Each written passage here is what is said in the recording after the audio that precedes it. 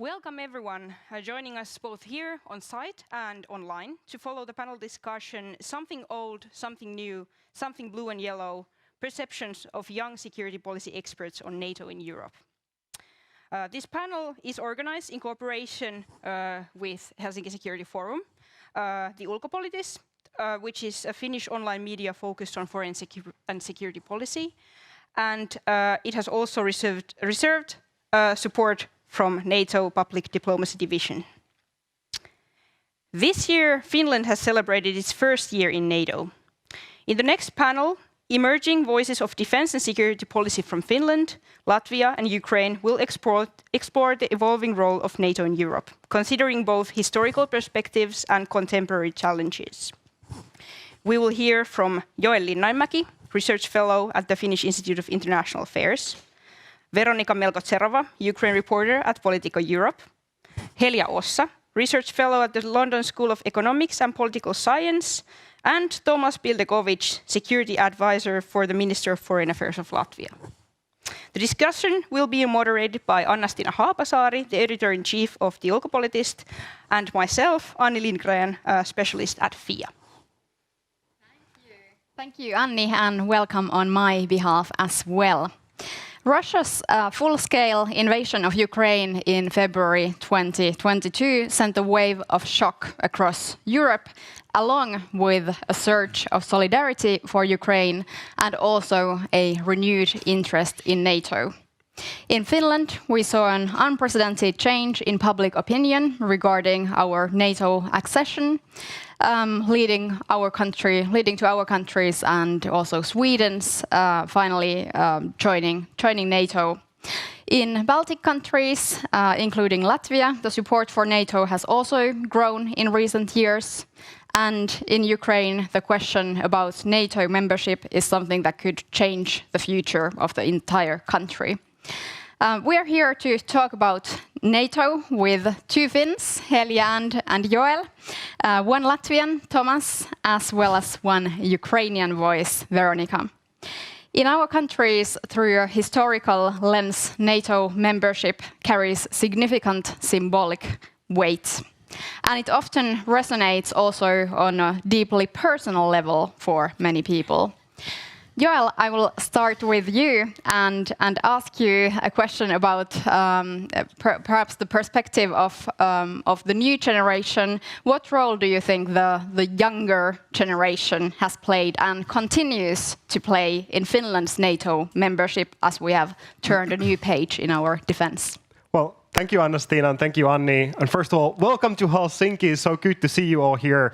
I hope that the event is going to go well and you're going to enjoy your time here. And I also want to note, on a very short side note, that last year in the same space, I remember there being a panel of presidential candidates. So obviously the quality is getting better here, I think. So we'll see what happens. But yeah, thank you, Annastina, for the question. And first of all, of course, if you think about young people in Finland and NATO membership, most young men have a personal relationship with the defense forces because we have a conscript system, and more young women are also deciding to either apply for to be in the part of the conscript system as well, or have some other touch with security topics. So young people have been following very closely what is happening in Ukraine, and on a personal level, they also have like an emotional tie to the events that we've seen.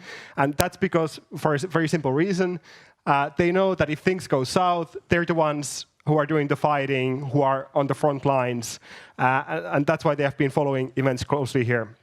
But secondly, in the previous government, I worked for the Minister of Foreign Affairs, and when I was at the MFA, and this is as a no insult to any of our excellent diplomats who are present here, but I remember always being very impressed by the younger diplomats who were coming in every year, the new cohort, because they were the ones who were calling for reforms. They were very outspoken. They were very courageous in wanting to change things up in these traditional institutions like the Ministry of Foreign Affairs.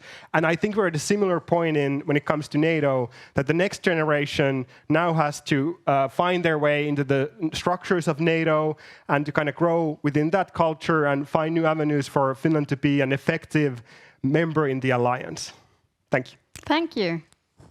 Tomass, Latvia has been in NATO for 20 years now. So unlike the rest of us, you have grown up in a NATO country. In what ways has NATO membership influenced your personal and professional path in life? Good morning, everyone. It's really a pleasure to be here in Helsinki for a second time in just a short while. But the previous time I came with my foreign minister. So this time I'm alone, I'm unchained, and I can finally speak my mind about the issues that matter. Unsurprisingly to you, Latvia has been and continues to be and will be one of the most pro-NATO countries in the entire alliance. This has really been our kind of domestic consensus, a consensus that is beyond the typical, domestic political squabbles and fights, basically from the moment we regained our independence, where remaining in Russia's orbit was not an option that we had all considered. Neutrality, also not an option based on our traumatic historic experience, and I would say that, our decision was vindicated. So for us, being part of NATO, having allies, having strong allies, that is really not just a question of, national security, but a question of survival. And we are now celebrating 25 years since our NATO accession in May. And over these 25 years, I think we've really worked consciously to establish ourselves not just as security consumers who are, constantly moaning and coming with their demands and with their insecurities and asking for help, but we've really tried to show that we have something to contribute, both by investing in our own defense, investing in real capabilities. All three Baltic states now spend more than 3% of their GDP on defense. We've always sought to contribute troops to different types of missions, out-of-area operations that are not maybe in our direct interest, and we've always wanted to develop sorts of niche capabilities, niche expertise that we can bring to the table.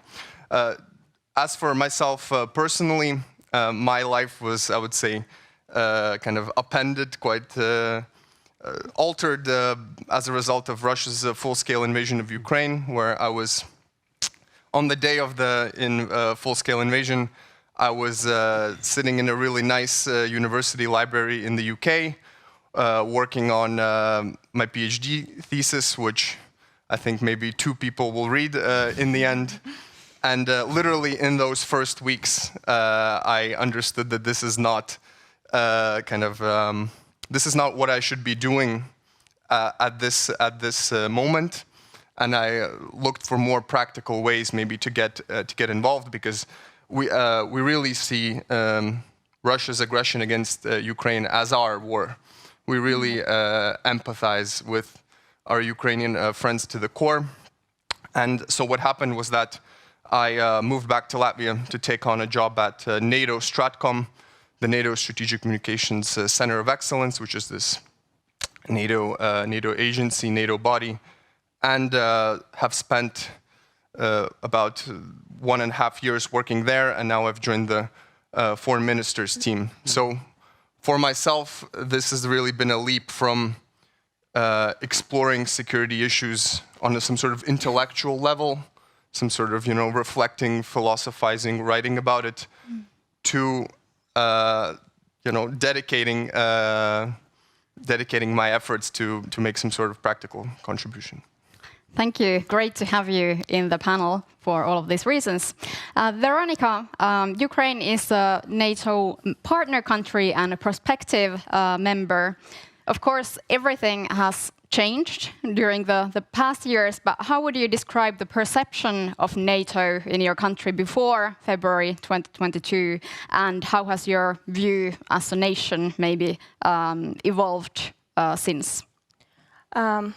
Hello, thank you for having me here. I came from Kiev, so it was a really long road. But I would say that you have to start from 2014, because before 2014, when Russia first invaded us and occupied Crimea, Ukrainians didn't want NATO. They didn't, just a small percentage thought about it, but it wasn't like overwhelming majority. Since Russia first invaded, Ukrainians understood the very simple fact. If you're a NATO country, Russia does not invade you. If you're not NATO, Russia does invade you. And the longer the war goes, the more people understand that there is no alternative for us than NATO umbrella, because it's the only guarantee that we can have that Russia would not attack us again in future. No matter how this war ends, there should be some strong guarantee, because otherwise it will last forever. So yes, we have NATO in our constitution now, so it's like the course is cemented in the legislation, army is reforming, but we're not yet invited. Thank you, Veronika. Yeah, as we can hear, compared to larger member states like the UK and the US, maybe NATO represents an even more existential issue for our national defenses in our countries. Heljä, how do you perceive NATO's role in our nations in contrast to maybe the larger member states? First of all, good afternoon, everyone. It's great that now that we start talking about NATO, the sun comes out, so talk about symbolism here. The way I see it is that NATO serves different purposes for different member states. Finland, Latvia, other Baltic states, Poland as well, they're all frontline states of NATO. And of course, Ukraine is a frontline state in the real meaning of the word at the moment. And this is a geopolitical reality that makes us kind of vulnerable to Russia's aggression as states, but also as individuals to a certain extent. And this is what separates us or makes us different from these bigger states in Western Europe, for example. And this is why NATO plays kind of an existential role in our kind of strategic thinking and in our societies as well. NATO is perhaps more visible in our countries, especially in the Baltic states, than it's in Western European countries. And what unites us is that we are all small countries with limited resources. The Baltic countries, for example, are quite dependent on NATO and the support that NATO gives and what the NATO allies give. As for Finland, well, we have a relatively strong national defense, but after 22, the calculus in Finland was that we can no longer rely on our own national defense capabilities, but that we need formal allies. And that's why Finland decided to join NATO. So, in other words, in these frontline states of NATO, NATO is kind of the ultimate guarantor of peace, stability, and ultimately independence and territorial integrity. Whereas in big countries like the UK, US, France, Germany, maybe southern European countries as well, the security threat from Russia is not existential the same way that it's here, because their territorial sovereignty is not challenged. And that's why NATO's role in these countries is perhaps a bit different. So being part of NATO is of course, a way to prepare for different kinds of challenges like international terrorism or hybrid threats coming from Russia as well. But it's maybe as well a forum for international cooperation, to maintaining international status and so on. So yeah, like I said, NATO plays different roles in different countries. And we should remember that it is not just a defense alliance, but also a political alliance. Indeed, it is, yeah. Yeah, thank you. And let's move on to the new geopolitics of NATO that you already mentioned there. There has been indeed a shift of interest towards NATO's eastern flank, the Baltics and the Nordics. Joel, as mentioned, Finland has been a NATO member since April 23, and along with Sweden, we are now part of the new frontline of NATO. In Finland, the prevailing view has been that the NATO integration process has met or even exceeded our expectations. But what are the key decisions at hand regarding our country's integration and their strategic positions in NATO? Thanks, Anni. Given the time constraints, I'm going to answer by highlighting one thing where our thinking has changed in Finland related to NATO integration, and then with a quick glance to the future and what's coming up with our NATO membership, some larger topics. So first of all, where has our thinking changed? On allied presence in Finland. Previously, during our NATO membership process, we were mostly occupied with trying to get things done, trying to get the membership finalized, and then trying to take the first steps once we were in NATO, placing people in different working groups, trying to get the ball running or going so that we would have a full grip on what's happening in NATO. So we didn't have the broadband, so to say, at the time to be thinking about whether we should have some form of forward land forces or EFP forces here in Finland. But also, not only because of that, but also because now that we have been in NATO for a moment or for a short while, our Ministry of Defense, our defense forces also have a better grip on what are the needs of our security and defense when it comes to adapting to this new security environment that we are in. And third reason is that the security environment has continued to deteriorate. And that's why Finland has been now advocating and has successfully advocated within NATO to have forward land forces here in Finland as well. And we're, of course, very grateful for Sweden, our dear neighbors and family members, so to say, for taking the lead role in this FLF model in Finland. But of course, it would be ideal to have some other countries participating as well, because part of the logic reasoning here is as well that you need other countries to prepare to operate in these conditions, in winter conditions, in Arctic conditions, have the training, have the exercises, and so on and so forth.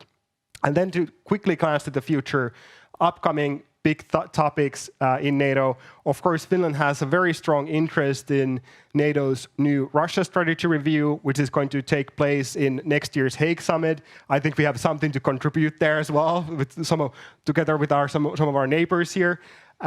Then when you look at this year's Washington summit, of course, the decisions made on aid to Ukraine, the implementation on those has only now started. I think Finland should be one to push for a faster implementation, for NATO to do more and to actually deliver on what has been promised. And finally, actually, Anni, one thing that I am slightly concerned about is the recent rhetoric between NATO and European Union. If you look at some of the exit interviews, the Secretary General Stoltenberg has been saying, he's actually kind of highlighted that EU should avoid duplicating some of the competencies and capabilities that NATO has. And I think that's a bit worrisome because we need more cooperation between the two bodies rather than tensions there. Thanks. Thank you. Of course, there is a lot of work that the Nordics and Sweden and Finland must do at this moment, but also the Baltic states have been advocating for more NATO attention and also support for the region. So, Tomass, do you feel like you have gained a bigger voice in NATO? Sure, I would agree with that. I think that tragically, unfortunately, our long-standing concerns have been vindicated, have been validated, so they've been proven not to be phobias, not to be, Russophobia. I mean, Lavrov still calls us that, but at least we're not the only ones he calls that. I think Finns also, all sorts of other countries. I would say our credibility has grown not just within NATO, but also within the EU and other organizations. So, for instance, if we look at the newly proposed makeup of the European Commission that President von der Leyen has put forward, we see that actually the 3 Baltic commissioners have been entrusted with very serious, very important portfolios that would be, I would say, quite unthinkable even 10 years ago, not to even mention longer. So we see that, of course, Estonian Kaja Kallas will be High Representative for Foreign Affairs. Latvian Valdis Dombrovskis will have the economy portfolio, and then Lithuanian Commissioner Kubilius will have defense and space. So I think this is not just symbolic, I think this is a sign of growing credibility that we're not seen as some sort of, extremists who cannot be trusted with something bigger. But I think that the important point here is that we're really not in the business of going around and saying, we told you so. I think we've understood that this will not get you anywhere. Nobody wants to be told we told you so, and so this is not something that we're shouting from the rooftops. Rather, we want to use this maybe enhanced credibility to actually help Ukraine, to mobilize all of the available instruments to help Ukraine.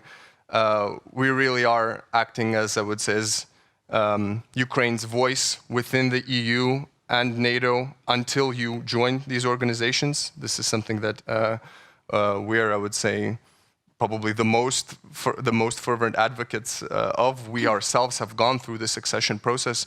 We know all the technical, bureaucratic nightmares that involves, and we really want to help Ukraine get there. But also other international organizations. For instance, this week we were having the UN General Assembly High Week, and I know, for instance, my foreign minister, she has maybe like 20 meetings a day, and literally any country we meet, it could be Senegal, it could be any other country around the world. Ukraine is perhaps the number one issue we raise. This is really how we view our foreign security policy. It's really through the prism of Ukraine at this moment. And it's good that you mentioned also the other organizations. And of course, also our commissioner has quite an important portfolio that has also a lot to do with security.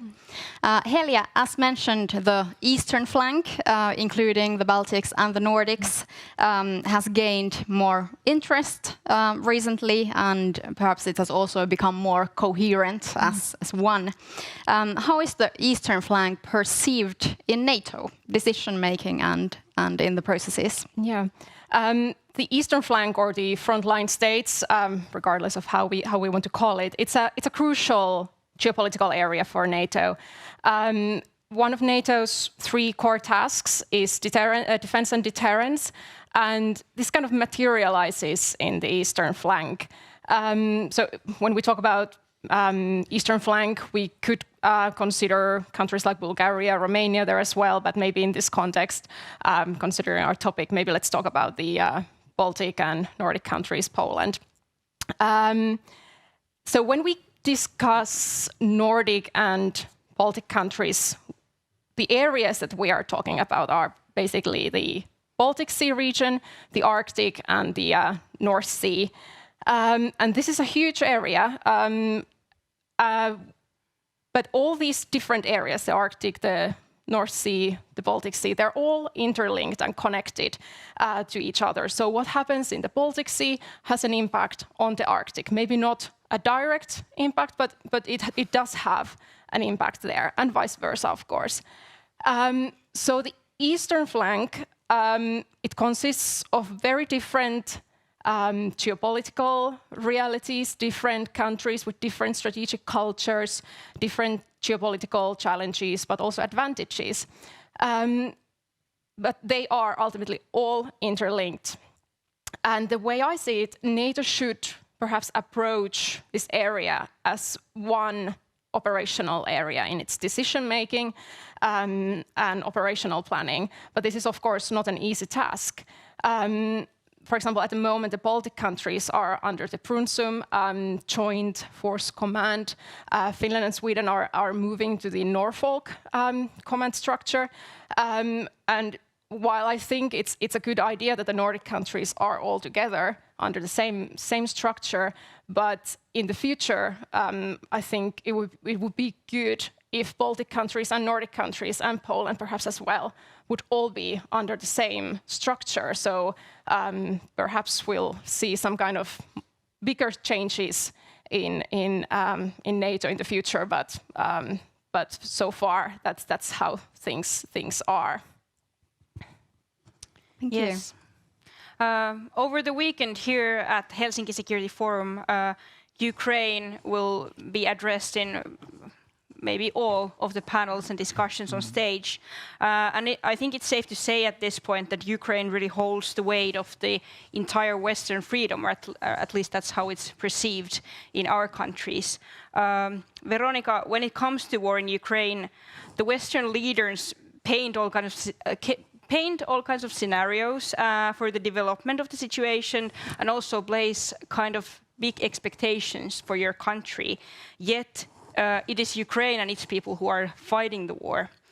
How does Ukraine balance between the expectations coming from the outside and while also keeping its own integrity in its defense and decision making? Oh, great question. I would say that the fact that we still pretty much rely on Western aid makes us want to deliver a certain performance or obey certain rules, like ban on long-range strikes in Russia, which limits our army very much. But we still have our own interests, and we know this war that Russia leads, that has no rules, that applies almost no NATO training schemes that are there, because NATO countries are training Ukrainians, but as soon as they get to the real battlefield, situation changes, sometimes drastically. Sometimes they need to, for example, learn how to fight against FPV drones, which is a new thing. So I would say that Ukraine, while trying to follow all the rules of its partners, trying to deliver results like with Kursk incursion, Ukraine pretty much stands on the fact that we are the only frontline state that is actually fighting, and we should be listened, we should be treated as equal, even though we are dependent on the resources. And we should be given everything to end this war. Unfortunately, there's still very much fear of Russia's so-called red lines. Yeah. We are not ready with the topic yet. Tomass, the Baltics have shown significant solidarity with Ukraine throughout the war, as can be also heard from your own story. In what ways have you as a country demonstrated commitment to Ukraine, and how has this engagement influenced the Baltics' national policies and contributions to NATO? As I already said, I really think that we have felt this war as our own, and this has really spilled over and translated across all segments of society and the state. I think most Latvians I know have in some way either contributed by donating money or opening their homes to refugees or participating in different types of protests or NGO activities and so forth. And I think that at the government level also there has been largely a rock-solid consensus around the need to support Ukraine. So Latvia, just for perspective, has given more than a third of its defense budget to Ukraine. And we're, of course, a small country with a small defense budget, but we really think that our security is being decided in the battlefield in Ukraine. And we see this in the most literal sense possible. The Russian military bases near our eastern border region, for instance, there is a major helicopter base around 40 kilometers from the Latvian border. They're all empty. They're all empty because they're just undergoing basic maintenance tasks. All of those troops are in Ukraine. That is the kind of reality. So we are trying to lead by example. We're contributing more than 1% of GDP to Ukraine. Around, I think we've made the pledge to commit 0.25% of GDP in military aid over the next 4 years to send the signal that we will not get tired, we will not falter. This sort of aid is predictable and sustainable. And I mean, needless to say, if all European countries did this, the war would be over. This is abundantly clear. Maybe two other points that I think should be mentioned. One is that really this kind of idea of a time horizon with which we should operate. This kind of question of war fatigue or erosion of support. I think a reality that we need to understand is that Russia's policy across all elements of its state remains war. We see this in the way Russia has shifted to a wartime economy. We see the way Russia has changed even its education system, its religion, its church, its media environment. All aspects of society are geared towards war, geared towards enabling this war of aggression. There is no indication to suggest that Russia is, ready for peace or ready for some sort of settlement or anything like that. So I think that this is the sort of reality that we need to adjust to, practically and psychologically, and adjust our policies accordingly.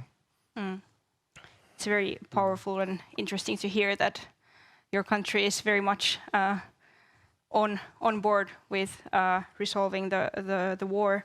Well, Joel, we're turning to you right after, and I have a two-part question for you. First, how has the Finnish support for Ukraine evolved since our NATO accession? And then also, looking ahead, how could Finland's role in supporting Ukraine change as it continues to integrate more deeply into NATO framework? I think it's good to start by reminding ourselves that at the start of the war, both Finland and Sweden made historic decisions to start providing military aid to Ukraine. And I say this because I think Dr. Heljä Ossa here pretty well summarized the position of frontline states, but actually at the start of the war, we were a frontline state without being within NATO's Article 5 and without knowing which direction the war was going. So it wasn't an immediately clear decision for both countries to take, but it was a decision that was taken out of principle and out of position of really seeing that we need to support Ukraine to uphold the European security structures. But fast forward to the future, I think we have given now over 3 billion in aid to Ukraine. Is that enough? No. Is Finland going to give more? Yes, obviously. But I remember saying to my government colleagues at the start of the war that we shouldn't be overtly fixated on individual weapon systems because we were talking about one weapon system at a time. Are we going to give Leopards? Are we going to give this or that? And that was important, that was crucial. But we forgot from the beginning to focus on the structural defense production side of things, which means that now in this current situation, most countries have their warehouses, their stockpiles are coming closer to being either empty or at certain red lines.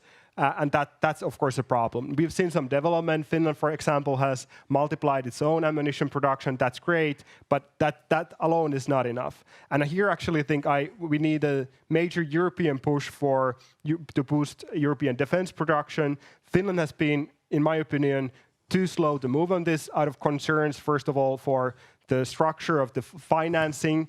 Is there going to be joint debt or not? I think that's a minor concern compared to the existential scale of the war in Ukraine, but also secondly, out of national concerns for our defense industry, are the ammunition or the weapon systems going to be produced in France or Germany or whatnot? But these are solvable issues and they should be solved, and they should have been solved years ago, but now's the last moment to do that. And finally, to answer the second part of your question on the future aid, I think simply put, if Ukraine would ask, I think Finland would be able and willing to train more Ukrainian soldiers.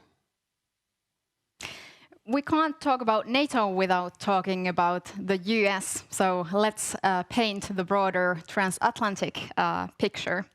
As we approach the US elections taking place in just over a month, there is a sense of both anticipation and uncertainty with mixed feelings and expectations.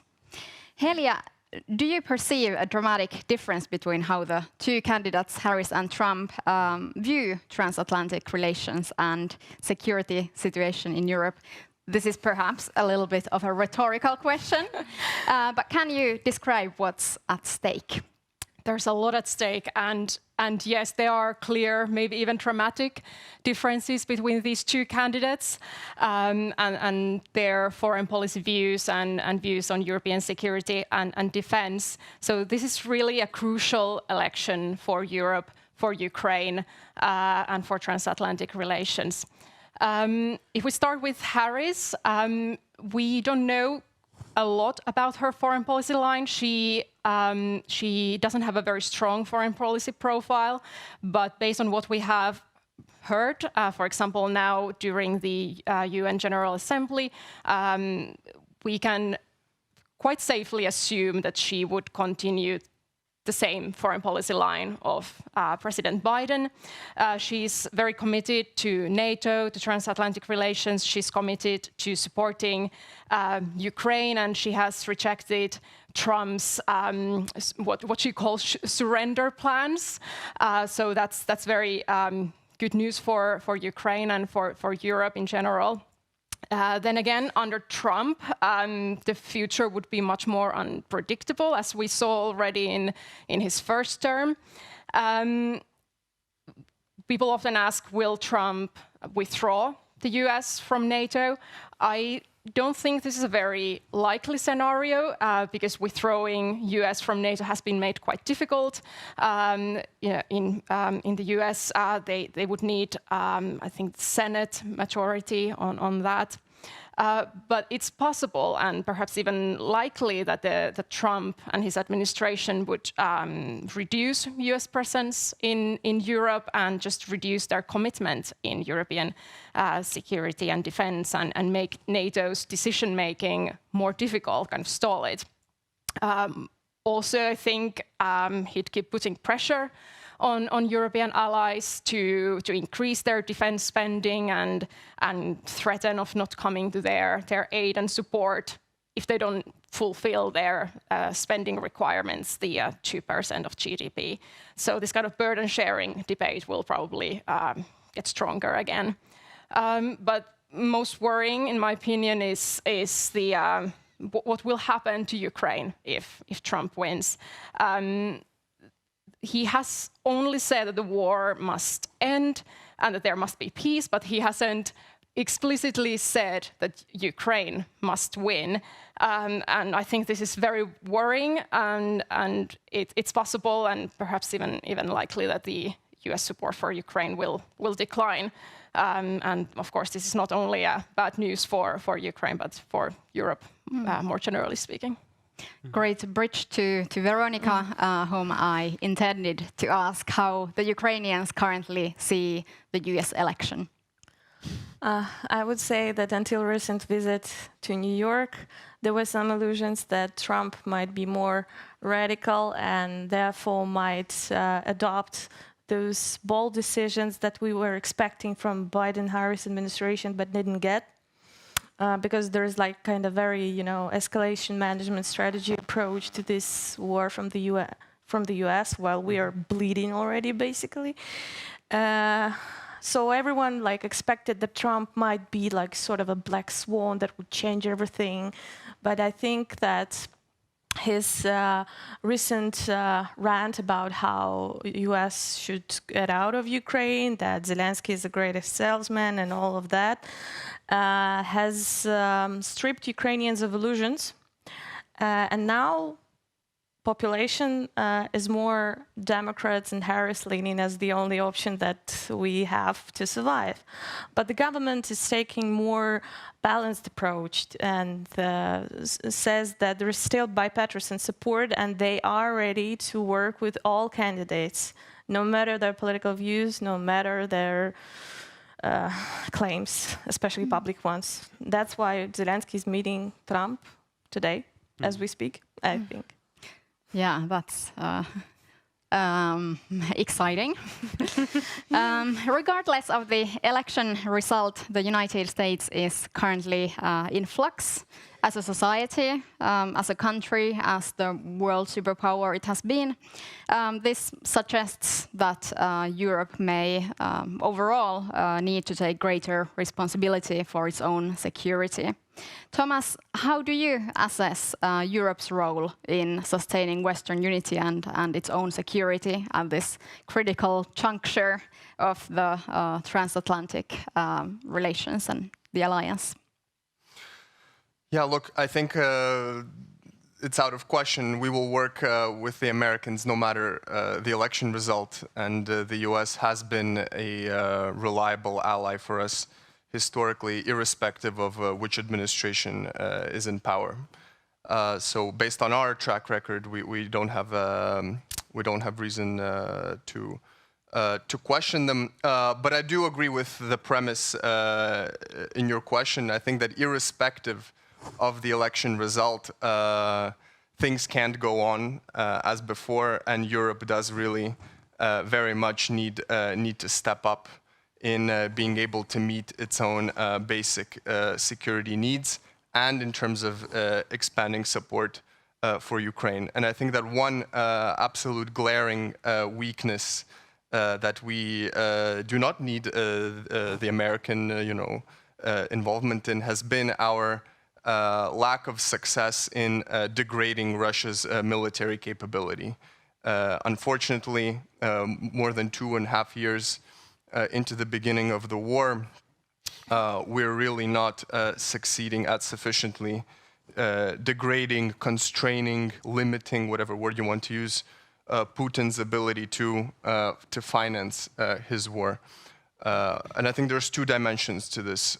One is we're not putting sufficient pressure on the enablers of Russia's war. There are, the obvious military enablers, Iran, North Korea, and so on. And then there are the economic enablers, countries we all know, maybe some that don't need to be named, countries that very, cynically help Russia in sanctions circumvention, help through export of dual-use goods, stuff that is maybe not so, sexy, but direct help that is helping, that is keeping Putin in the fight, that is helping Russia stay afloat and maintain this war machine.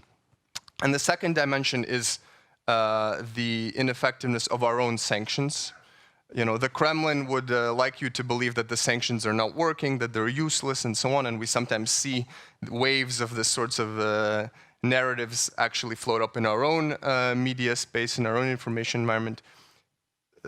The opposite, it couldn't be farther from the truth. Sanctions are working, but there still remain very significant loopholes in this. So for us, we don't even need to, reinvent the wheel or invent some sort of completely new paradigm shift solution. We need to actually implement the things we've already agreed upon. We've agreed upon 14 rounds of sanctions against Russia, 8 rounds against Belarus, but the implementation of those sanctions still remains a national responsibility. There's no EU, authority, EU god who is monitoring the sanctions implementation. So this creates the problem that there's, 27 EU member states, 160 agencies at the national level tasked with monitoring whether those sanctions are actually implemented. And surprise, surprise, some member states are more diligent than others. And we still see significant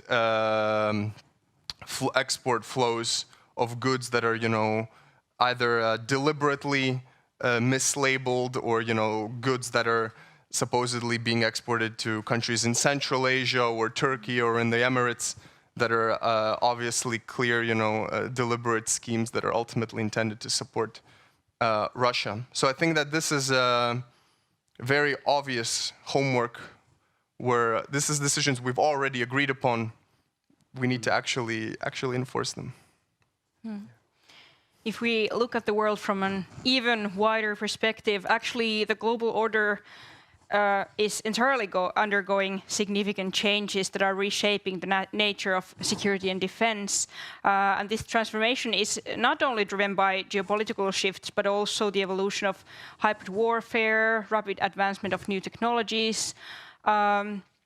As we consider the future of our regional safety and security, can we rely on NATO, or should we prepare for a plan B, and would such an approach be beneficial regardless of the circumstances? This question is for all of you, but maybe Heljä, if you want to start. Sure. On the question, is NATO relevant and can we count on NATO?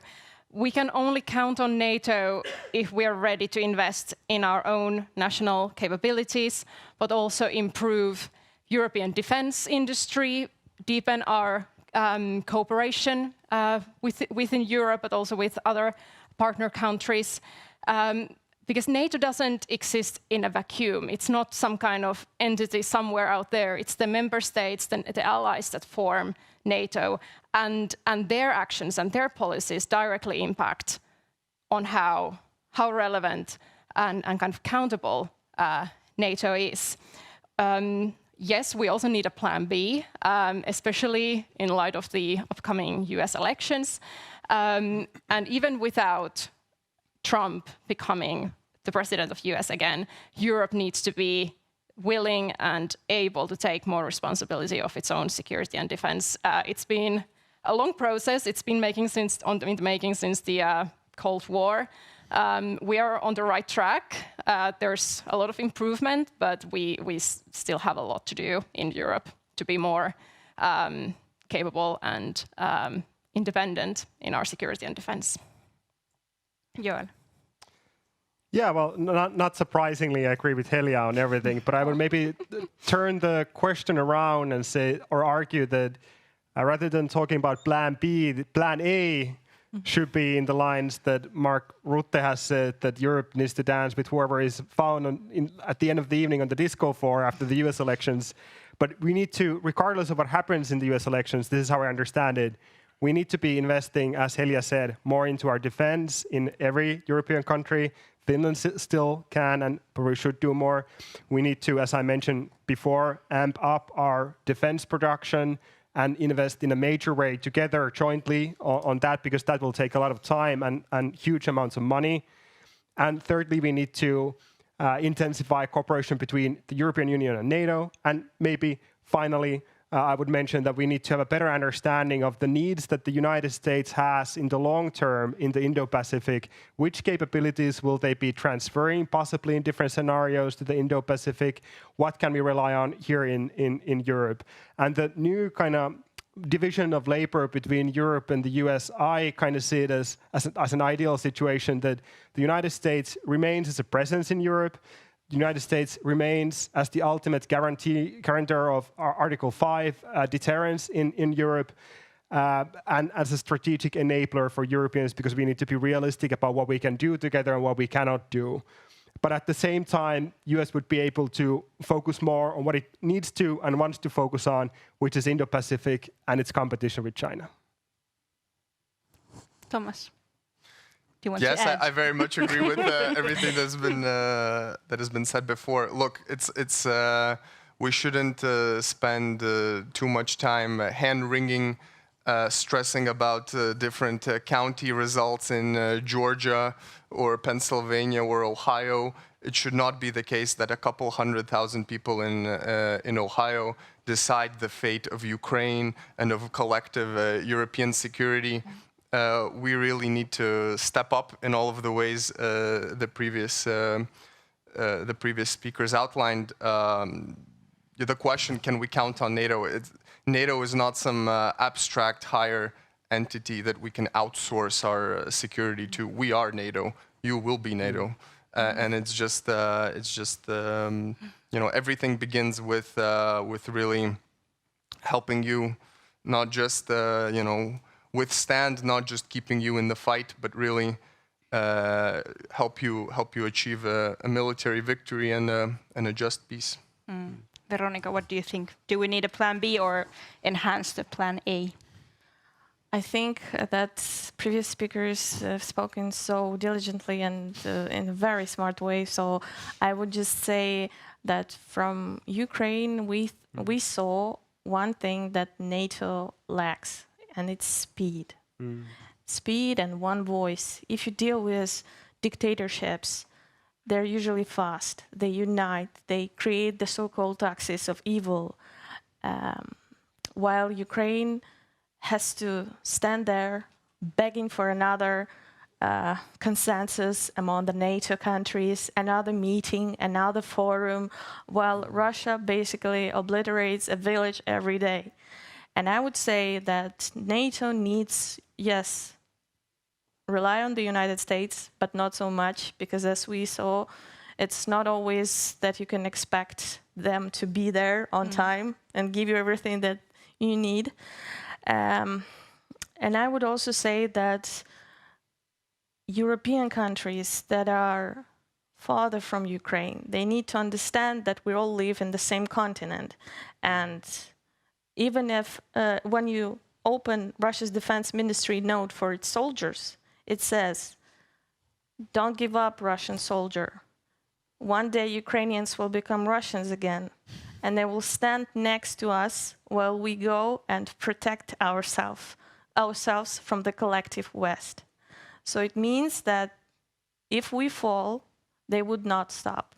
And as we saw in Ukraine, drones flying into Romania, stray missiles flying into Poland and back, while great NATO jets were just watching, seeing if it was on purpose or not. I think it tells you everything on the state of the security now. So yeah, we do need Plan B. Thank you. We still have time for one last question. Can I come up with one? You can come up with one. Go ahead. Great.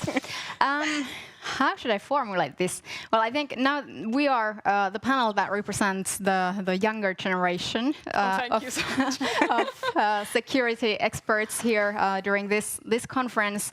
So actually, I'd like to perhaps talk more about the political nature of NATO, as that's maybe the flip side of the coin, less covered usually.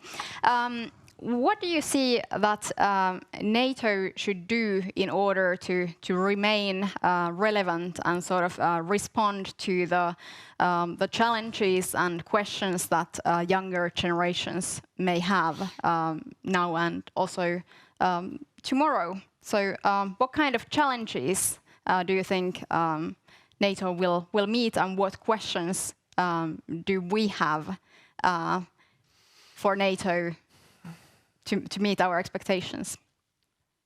Please don't start with me. Who seems ready to start with this Tomass? question? I think, yes. Okay. Well, look, I think if we remember even, I think it was about 2019 maybe, or 2020, there were some leaders talking about, how NATO is maybe not so relevant anymore, how it's not fit for purpose, that it's kind of, some even spoke about brain death of NATO. Remarks like that sound really kind of, hollow, really irrelevant today.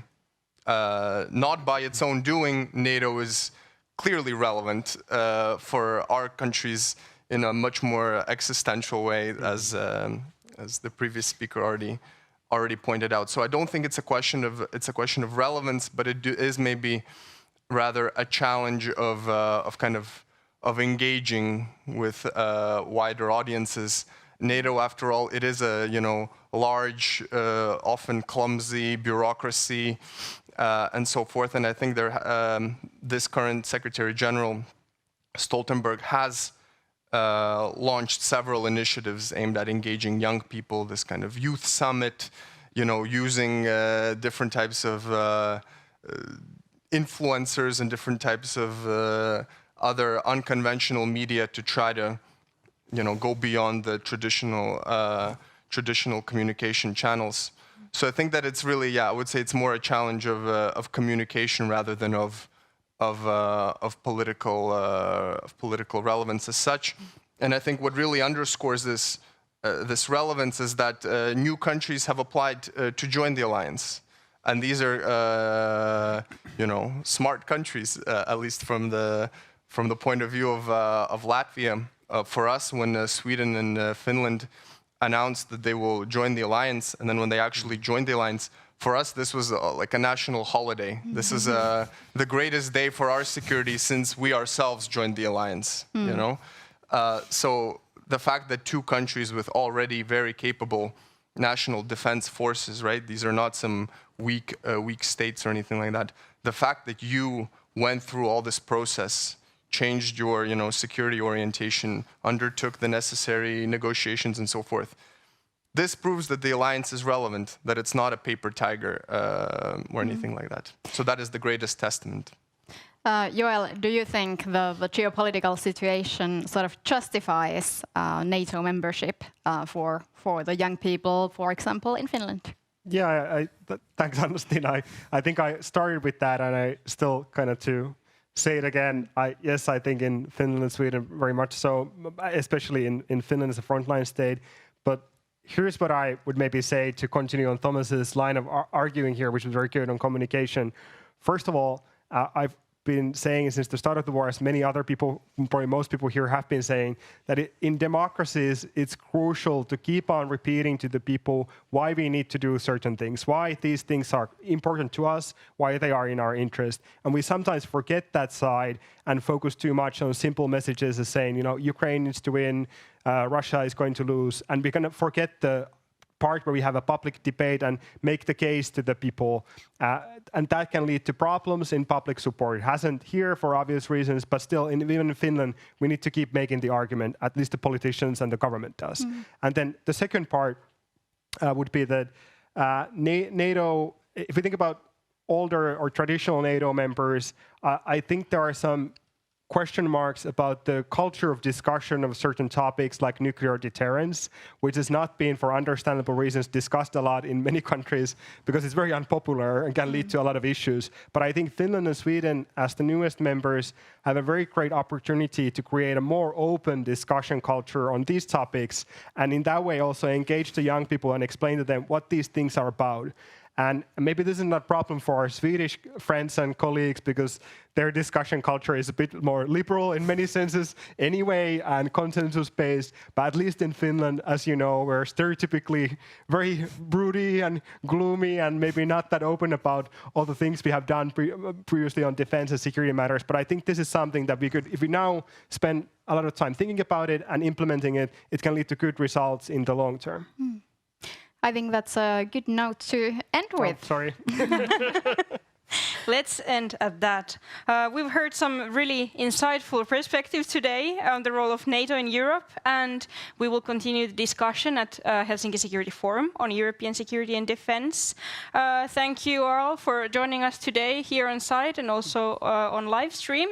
And I want to extend a special thank you to our panelists. So thank you, Veronika, Tomass, Joel, and Heljä. Thank you. And thank you, Annastina, for co-hosting. Thank you, Anni. Kiitos. Kiitos.